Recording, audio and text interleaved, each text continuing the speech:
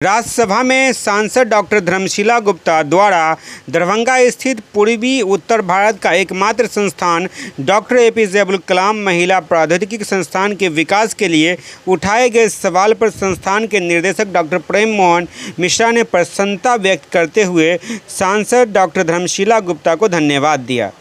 संवाददाताओं से वार्ता करते हुए डॉक्टर मिश्रा ने कहा कि बिहार में लड़कियों की प्रतिभा को देखते हुए तत्कालीन राष्ट्रपति एवं महान वैज्ञानिक डॉक्टर एपीजे अब्दुल कलाम ने दरभंगा महिला प्रौद्योगिकी संस्थान का 20 वर्ष पूर्व उद्घाटन किया था, जिसमें मुख्यमंत्री नीतीश कुमार भी शामिल थे।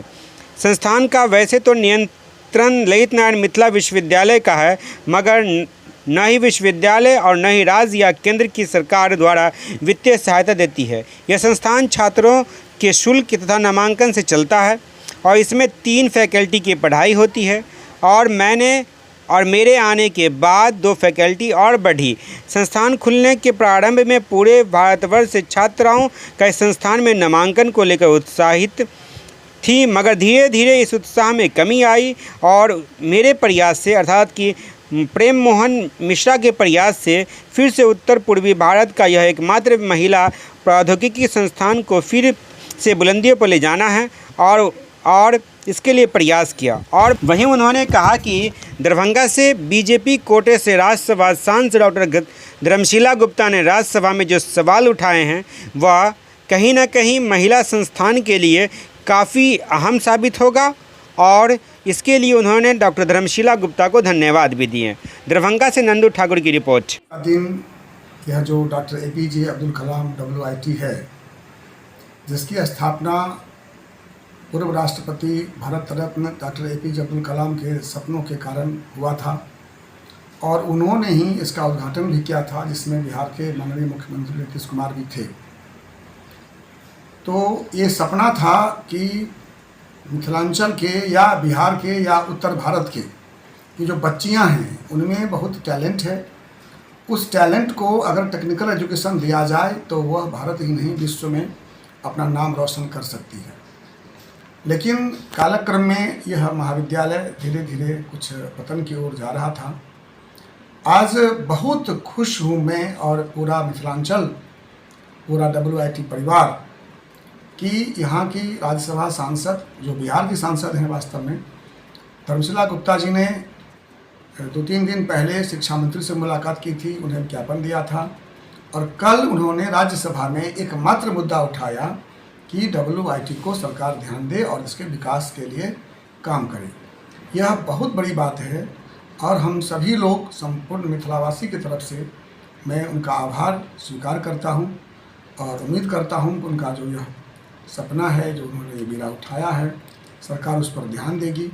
और मैं आग्रह करता हूँ जो दूसरे जनप्रतिनिधि हैं, जैसे हमारे सांसद गोपाल जी ठाकुर जी हैं, मिथिला के लाल अशोक यादव जी हैं, या संजय कुमार झा जी हैं राज्यसभा सांसद, या रामप्रीत पासवान जी हैं, जो लोग भी मिथिलांचल के हैं या बिहार के सांसदगण हैं या विधायकगण हैं या बिहार सरकार के मंत्रीगण हैं, मैं सबों से अनुरोध करता हूँ यह इस एकमात्र जो महिला महाविद्यालय है और सब लोग जानते हैं कि मिथिला या बिहार बहुत ही उर्वरा दिमाग का यह धरती है, इसमें टैलेंट का अभाव नहीं है।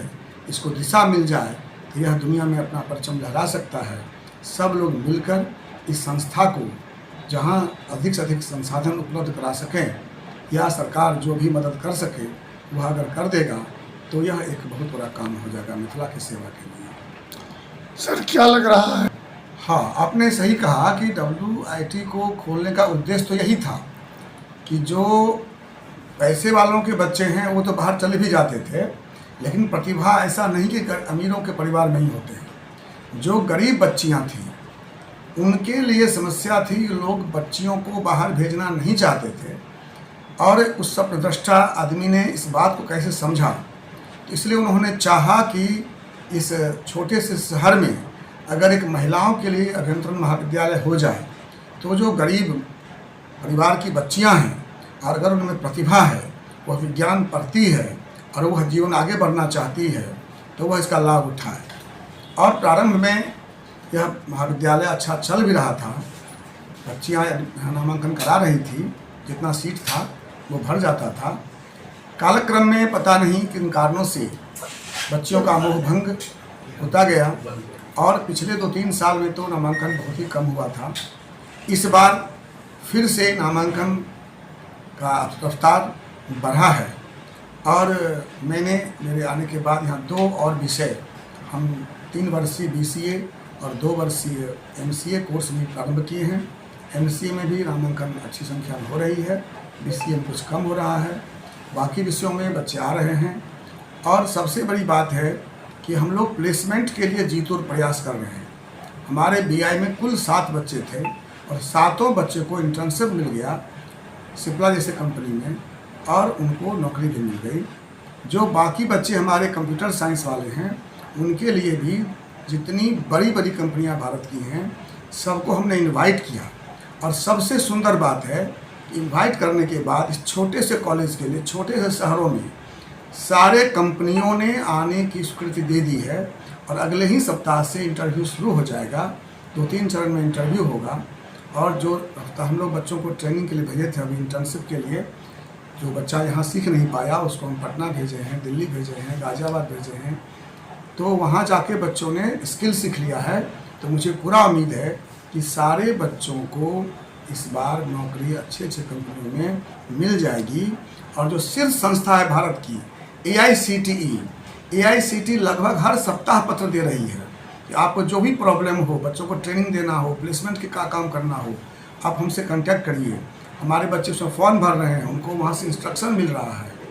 तो मैं समझता हूँ कि अगला 1-2 महीना बच्चों के लिए बहुत अच्छा होगा और प्लेसमेंट सारे बच्चों को मिल जाएगा, ऐसा मैं कह सकता हूँ। सर आप ये बताएं। मैं तो बहुत ही उम्मीद रखता हूँ, चूँकि राज्यसभा में बात उठी है तो ये निश्चित रूप से बहुत दूर तक गई होगी और मैं इसको मानता हूँ ये शुभ लक्षण है।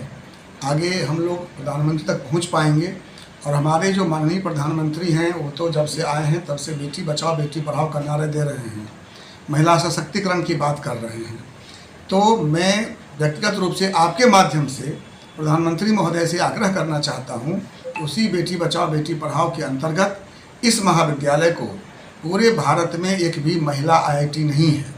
तो अगर प्रधानमंत्री चाहें तो बिहार के विकास के नाम पर, महिलाओं के विकास के नाम पर इसको महिला IIT घोषित कर दें। केंद्र सरकार अपने हाथ में ले ले और हमारे मिथिला के सहित बिहार का कल्याण होगा ही, पूरे भारत को इससे लाभ होगा। पहले यह शुरू हुआ था IT से, इंफॉर्मेशन टेक्नोलॉजी से, सूचना प्रौद्योगिकी, बाद में कंप्यूटर साइंस आया, इसके बाद फिर उसमें आ गया बायो इन्फॉर्मेटिक्स। तो 3 विषय BTech के चलते हैं और 2 विषय BCA और MCA इस बार से हमने जोड़ दिया है, तो 5 विषय कुल हो गए। तरक्की के लिए हमें बहुत कुछ नहीं चाहिए। सामान्य स्थिति में हम लोग तरक्की के लिए अपना प्रयास कर रहे हैं और सामान्य कॉलेज चलाने के लिए हमको बहुत दिक्कत नहीं है। लेकिन अगर सरकार इसे अपने अधीन ले लेती है या सरकार इसमें कुछ और ऐड कर देती है तो यह कॉलेज बहुत आगे चला जाएगा, इसका स्पीड बढ़ जाएगा। धीरे धीरे हम कर ही सकते हैं, तुरंत में कोई बहुत समस्या हमारे पास नहीं है। हॉस्टल की समस्या है, कुछ लैब की समस्या है, चहारदीवारी की समस्या है, तो उसके लिए भी हम लोग। थैंक यू फॉर वॉचिंग दर्पण 24 न्यूज। खबर को सबसे पहले पाने के लिए YouTube पर देख रहे हैं तो सब्सक्राइब करें, Facebook पर देख रहे हैं तो फॉलो करें। कमेंट्स में अपनी राय या अपने आस पड़ोस में समस्या हमें बताएं। हमें सपोर्ट करने के लिए लाइक और शेयर अवश्य करें। धन्यवाद। थैंक यू फॉर वॉचिंग दर्पण 24 न्यूज। खबर को सबसे पहले पाने के लिए YouTube पर देख रहे हैं तो सब्सक्राइब करें, Facebook पर देख रहे हैं तो फॉलो करें। कमेंट्स में अपनी राय या अपने आस पड़ोस में समस्या हमें बताएं। हमें सपोर्ट करने के लिए लाइक और शेयर अवश्य करें। धन्यवाद।